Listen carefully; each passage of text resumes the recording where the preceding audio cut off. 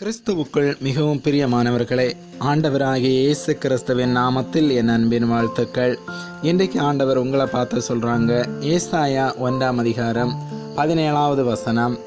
நன்மை செய்ய படியுங்கள், நியாயத்தை தேடுங்கள், ஒடுக்கப்பட்டவனை ஆதரித்து திக்கற்ற பிள்ளையின் நியாயத்தையும் விதவையின் வழக்கையும் விசாரியுங்கள். பிரியமானவர்களே, நம்மால் இயன்ற உதவி மற்றவர்களுக்கு செய்ய வேண்டும். செய்யும்போது கர்த்தருக்கு உகந்த காணிக்கையாக இருக்கின்றது. பலிகளையும் ஆலயத்திற்கு வர வேண்டும் என்கிற ஒழுங்கையும் காணிக்கைகளையும் ஓய்வு நாட்களையும் விழாக்கள் கொண்டாடுதல் எல்லாவற்றையும் ஏற்படுத்தியது கர்த்தர்தான். அவற்றை கர்த்தர் வெறுக்கவில்லை.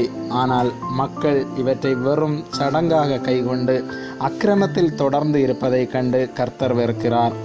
மக்கள் இருதயத்தில் பாவத்தை விட்டுவிட மனமில்லாமல் இருந்தார்கள்.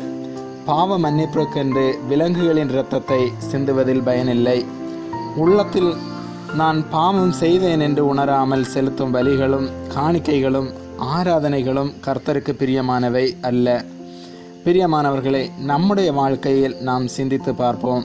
நாம் எப்படிப்பட்டவர்களாக வாழ்ந்து கொண்டிருக்கிறோம்? கர்த்தருக்கு பிரியமான வாழ்க்கை வாழ்கின்றோமா? கைவிடப்பட்டவர்களுக்காக உதவி செய்கின்றோமா?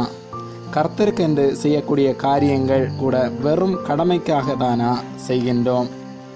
நம்முடைய உள்ளத்தில் உணர்ந்து விசுவாசத்தில் உறுதியாக இருந்து கர்த்தருக்குள் வாழ்வோமா? கர்த்தர் நம்மிடத்தில் விரும்பக்கூடிய காரியம் தீமையை விட்டு நன்மையை செய்வது. ஜெபிப்போமா? எங்கள் அன்பின் பரலோக பிதாவே, இன்றைய நாளுக்காக நன்றியப்பா.